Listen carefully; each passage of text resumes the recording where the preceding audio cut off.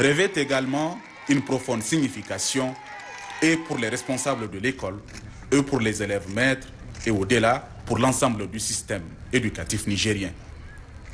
C'est en effet un accueil de grand jour qui a été réservé au chef de l'État, car pour la plupart des acteurs de l'éducation, c'est la première fois qu'ils assistent à une visite officielle d'un président de la République dans une école normale au Niger. S'il y a des choses qui marquent la vie d'une personne, votre visite en est une.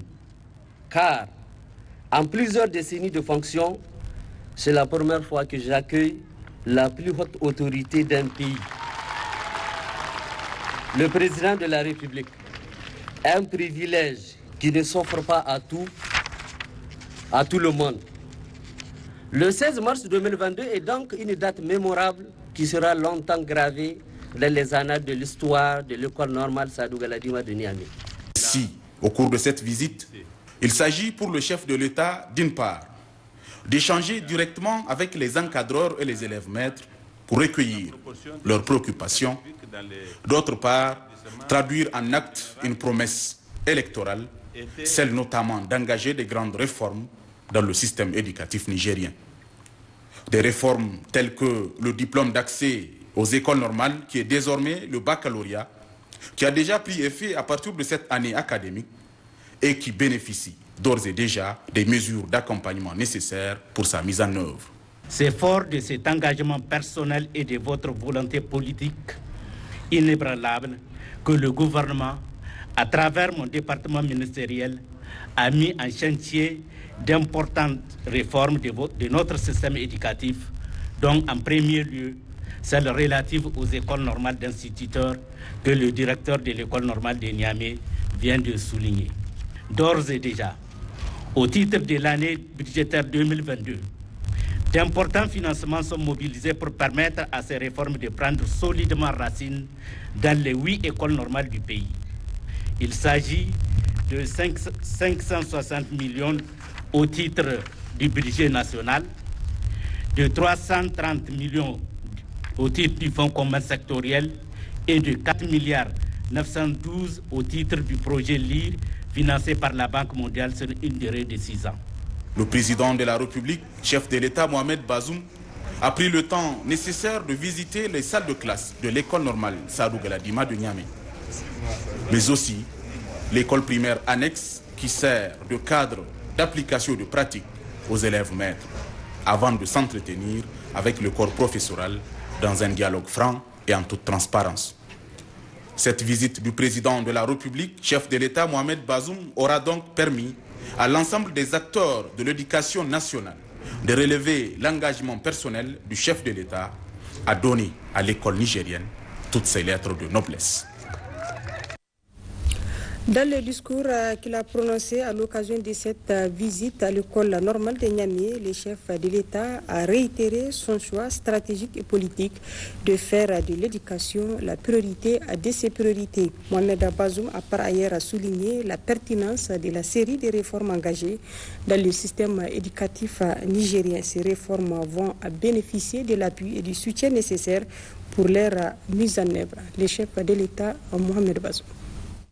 Je voudrais vous remercier très vivement pour cet accueil que vous m'avez réservé ce matin et vous dire que je suis très heureux d'avoir cette occasion de rencontre avec vous, les encadreurs, l'administration de l'école normale Sadou Galadima, les élèves aussi certainement, pour que, avec vous, nous puissions faire le point de cette grande réforme que nous avons mise en chantier à travers la décision que nous avons prise et que j'avais annoncée déjà pendant la campagne électorale, de faire en sorte que nous inscrivions dans nos écoles normales des élèves qui ont le niveau qui leur permettra d'avoir les qualifications dont nous avons besoin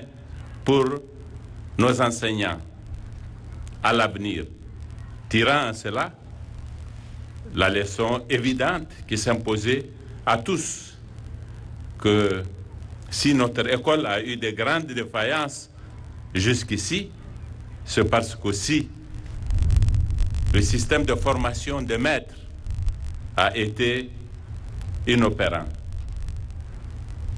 C'est la première des choses qui nous a motivés. Nous nous sommes interrogés et nous nous sommes dit que la réforme que nous devons opérer doit se situer à ce niveau. Le profil d'élèves à inscrire dans les écoles normales et la nature des disciplines à leur enseigner dans le cadre de cette formation. Dans les discussions que j'avais eues avec mon équipe technique de campagne, nous avons été d'accord que le cœur de notre réforme, ce doit être les écoles normales.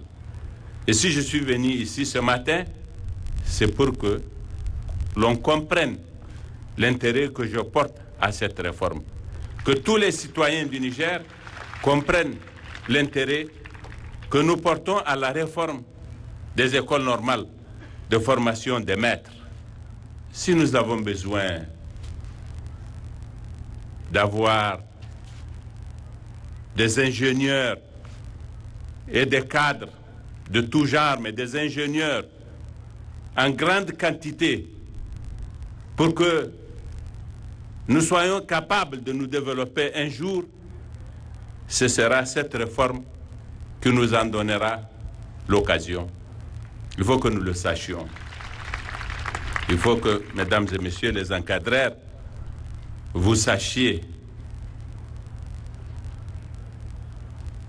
l'espoir que moi j'investis dans le travail que vous êtes appelés à faire.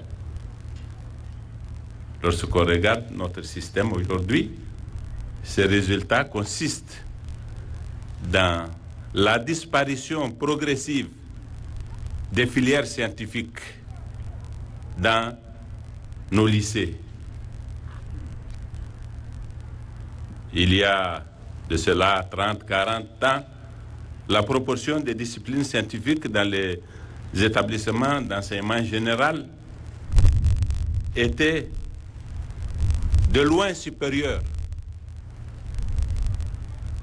à la proportion des filières non scientifiques. Aujourd'hui, le rapport s'est totalement inversé. Ça, c'est le symptôme d'une pathologie à laquelle il faut remédier. Et pour y remédier, il faut remédier au niveau des enseignants qui assurent la formation des élèves et qui les préparent aux aptitudes dont ils ont besoin pour être justement performants lorsqu'ils ont atteint un certain niveau. Mais ça doit commencer au primaire. C'est parce que les enseignants n'ont pas les compétences nécessaires pour assurer une telle formation que le produit de leur formation comporte de grandes lacunes qui se traduisent par les statistiques auxquelles j'ai fait allusion tout à l'heure. Il faut donc commencer par la base. Il faut que les enseignants que nous déploierons dans nos classes, en commençant par le primaire, je commence par le primaire, mais nous allons faire la même réflexion à un autre niveau, plus élevé par la suite, jusqu'au niveau supérieur. Mais la base, c'est ça qui est déterminant. Un élève, il sera ce qu'il a été au CI, au CP, au CE1, selon qu'il a acquis des connaissances qui lui ont permis d'assimiler ce qui était inscrit à son programme à ce niveau-là, en termes d'apprentissage, de lecture, de calcul, ou qu'il n'a pas acquis ça, il sera quelqu'un qui sera performant ou ne le sera pas du tout. Donc, l'avenir de l'enfant se joue à la base vraiment au sens littéral du terme, mais à la base, au sens de l'école primaire, tout simplement. Et c'est pourquoi nous nous sommes dit que, en prenant nos élèves avec le niveau du BPC tel qu'il est aujourd'hui, et en leur donnant une formation pour être enseignants du primaire pendant une seule année, nous avons un produit qui ne donnera aucun résultat. Et nous avons fait le pari qu'en améliorant le niveau et en recrutant les élèves à partir du baccalauréat, ils sont en mesure d'assimiler les matières qui peuvent leur être dispensées dans le cadre de leur formation et seront capables de comprendre le stage auquel ils seront soumis par la suite pour qu'au bout de 2 ans, justement, ils soient outillés pour assurer une bonne formation des enfants. Et nous reprenons les choses à la base, comme ça. Nous allons injecter à peu près 3000 enseignants chaque année de façon systématique, auquel, du moins pour le moment, c'est mon ambition très forte, je promettrai la possibilité de les recruter directement comme fonctionnaires de l'État pour que un enseignant ne quitte pas l'école pour aller faire un concours. C'est les meilleurs, malheureusement, ces dernières années, qui sont allés, parce que le métier d'enseignant, il est totalement aléatoire. Il est même impossible. Nous allons mettre fin à ça. C'est mon ambition. Pour que les meilleurs, justement, restent parce que nous les avons incités. Et je ferai en sorte que ce soit les meilleurs encadreurs que nous aurons dans nos écoles normales. Nous allons assortir ça de bénéfices de primes conséquentes. Dans le cadre d'un travail honnête, d'un travail marqué au coin de l'éthique. C'est ça que j'attendrai du ministre de l'Éducation nationale et de l'ensemble de ses collaborateurs. Il nous faut être sérieux. C'est à cette condition que nous aurons des ingénieurs. Nous sommes un pays de 20 millions d'habitants. Combien d'ingénieurs avons-nous aujourd'hui? Il faut que ce premier pas que nous avons commencé cette année, il y a un adage qui dit que, aussi long soit-il, un voyage, il commence par le premier pas. C'est le premier pas que nous faisons comme ça. Aujourd'hui, notre ambition, mon ambition, c'est dans 40 ans. Il faut que dans 40 ans, nous ayons des milliers d'ingénieurs dans les nouvelles technologies pour qu'ils soient en mesure de faire en sorte ce que font les autres pays. J'ai l'habitude de dire que la compétition entre les États, c'est la compétition entre leurs systèmes éducatifs. Si nous ne savons pas ça, nous nous tromperons toujours. Et nous continuerons dans cette routine en entretenant quelque chose que nous appelons éducation nationale, mais qui n'en est pas un en vérité. Tout ça doit finir. Ce doit être notre ambition. Et ce doit être l'ambition de tout le monde, parce qu'il s'agit tout simplement de notre avenir et à la limite même de notre honneur et de notre dignité. Parce que les humains étant égaux, il n'y a pas de raison que certains soient plus pauvres que d'autres. Et la seule condition pour que nous soyons tous également riches, c'est que nous soyons riches de notre système éducatif et de son aptitude à générer des cadres, à générer un capital humain conséquent. Vous voyez, par conséquent, que de tout ce que nous pouvons entreprendre, c'est l'éducation qui est la chose la plus importante. Il faut lui accorder l'intérêt qu'il faut à tous égards. Il s'agit déjà d'être intelligent pour pouvoir comment faire les réformes et faire en sorte qu'elles soient judicieuses, qu'elles soient pertinentes, qu'elles soient efficientes.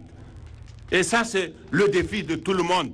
Mais le défi des techniciens du système éducatif eux-mêmes, quel qu'il soit, le système professionnel, l'enseignement supérieur ou l'éducation nationale.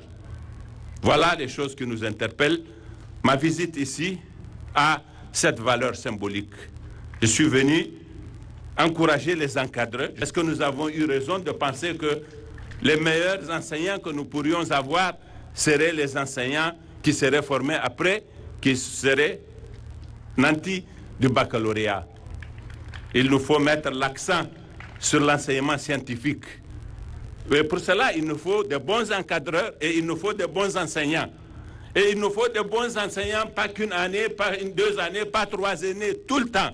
Il nous faut donc faire en sorte que nous stimulions les jeunes Nigériens à aller dans l'enseignement, leur offrir les meilleures conditions pour qu'ils restent dans l'éducation. Nous avons le lycée d'excellence de Niamey, auquel je vais rendre visite.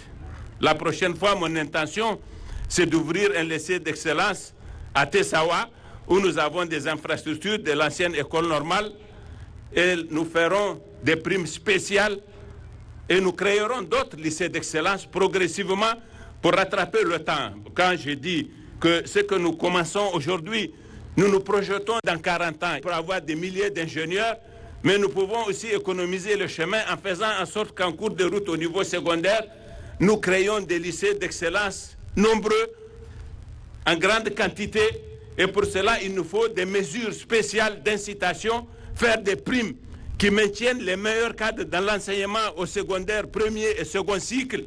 Voilà des formules par lesquelles nous passerons pour faire en sorte que nous captions les meilleurs des cadres dans le système éducatif, que nous formions nos enseignants qui soient compétitifs, qui soient performants et qu'ils soient un grand capital qui va justement faire la décision dans l'avenir de notre pays. Le ministère de la fonction publique et de la réforme administrative et le Haut Commissariat à la modernisation de l'État ont organisé ce matin à Niamey une conférence destinée aux jeunes fonctionnaires. Cette conférence a multiples objectifs placés sous le haut patronage du Premier ministre chef du gouvernement Oumoudou Mahamadou a vu la participation de plusieurs cadres de l'administration, de la chef de la coopération à Suisse au Niger, des jeunes fonctionnaires et d'autres invités. Plus de précisions avec Rachida Koubali et Suleiman Boubacar. La présente conférence thème réalisée pour une meilleure gestion de l'équation de la chance et de la carrière professionnelle s'inscrit dans le cadre de la sensibilisation sur le comportement des jeunes fonctionnaires de l'action publique.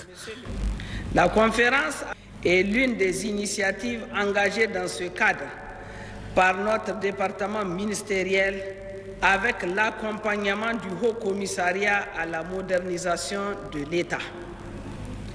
Elle vise à vous sensibiliser sur les exigences d'une carrière bien réussie en termes de valeurs et des principes à respecter, des compétences et des habiletés à développer, mais aussi en termes d'objectifs de développement personnel. En tant que jeune fonctionnaire, l'État a le devoir de vous accompagner, de vous soutenir et même de vous encadrer pour vous permettre de réussir votre carrière professionnelle.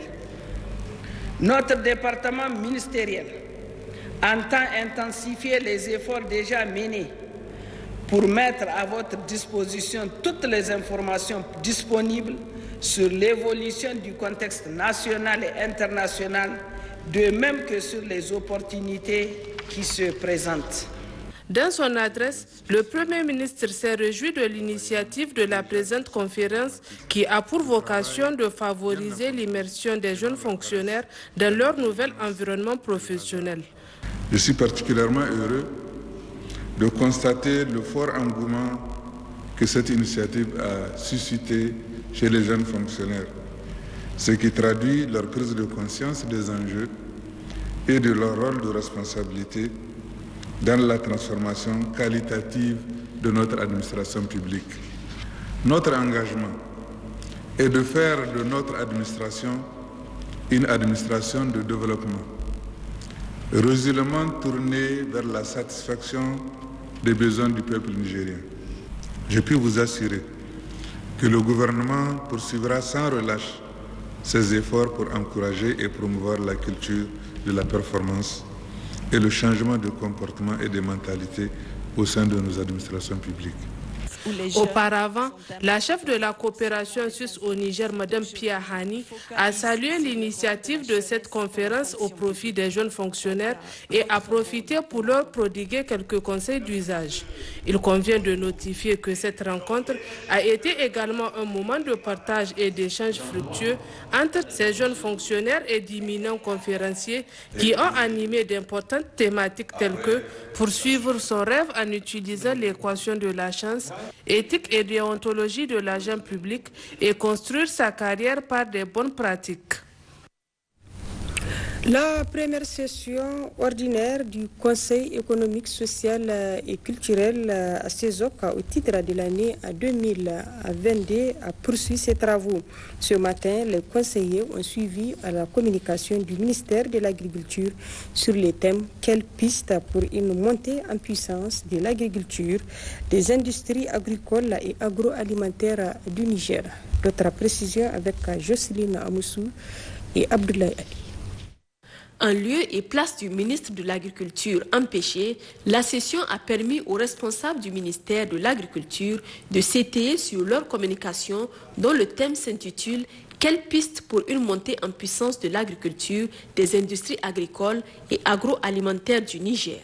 Par ce thème, la session ordinaire du CESOC entend débattre de tous les goulots d'étranglement qui minent le secteur agricole en vue de trouver des solutions judicieuses. Au Conseil économique et social, nous nous sommes inscrits dans la logique de veille pour veiller à ce que tout ce qui est écrit puisse vraiment être mis en œuvre. Donc il faut changer le paradigme. C'est ça l'essence de cette saisine. Dans sa présentation, le directeur général de l'agriculture a fait ressortir que 15 millions d'hectares sont exploitables, 11 millions de terres irrigables. De quoi interpeller ces forces vives de la nation qui ont apporté des contributions et suggestions, notamment la modernisation du secteur agricole à travers la mécanisation adaptée de l'agriculture, les semences et engrais disponibles et subventionnés, la création d'entreprises agricoles, la culture de la qualité par la certification des produits, entre autres.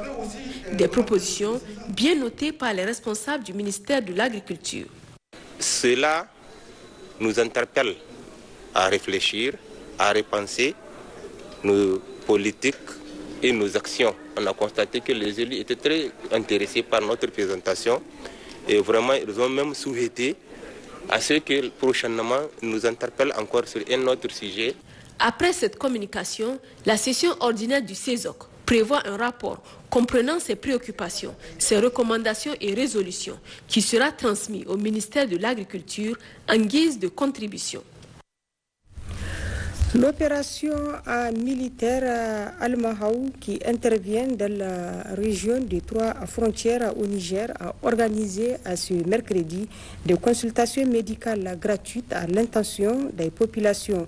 Cette activité civilo-militaire conduite en étroite collaboration avec l'armée américaine, partenaire du Niger dans le cadre de la lutte contre le terrorisme, qui a permis de consulter plusieurs centaines de personnes.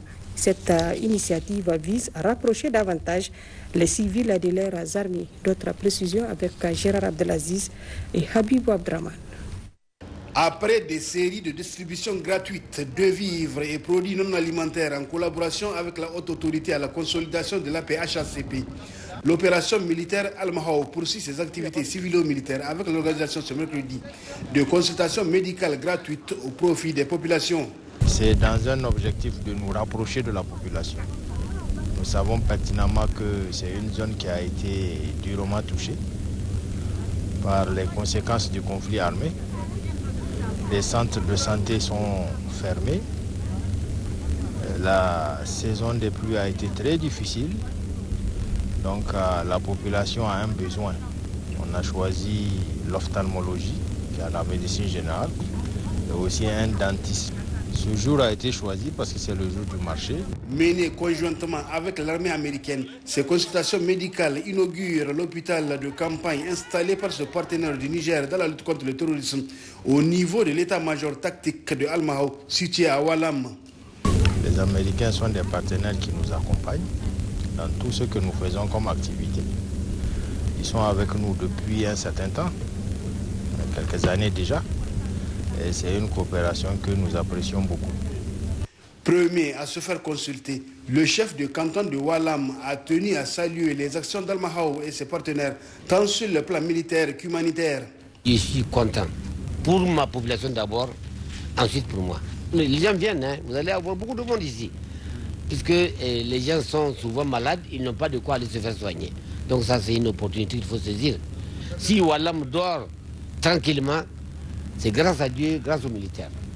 Voilà, on n'a pas de problème, on dort bien, on se réveille bien, Et les alentours même, c'est pareil. Et même un peu plus loin encore. L'état où nous sommes là, c'est grâce à Dieu, grâce aux militaires. Donc merci pour tout le monde. Et continuer dans ce sens-là, c'est pour le bonheur de nos populations. Il faut noter que l'opération Al-Mahou, outre Buyon en français, lutte depuis 6 ans maintenant contre le terrorisme dans la zone nord-Tilabéri, frontalière du Mali, dans les départements de Oualam et Bani Bangou notamment. C'est ici que s'achève ce journal. Merci à vous de l'avoir suivi. C'est également la fin du programme de ce 16 mars 2022 sur Télé Sahel. Le prochain rendez-vous est pour demain à 17 à partir de 10h pour un nouveau programme du jour. Bonne soirée.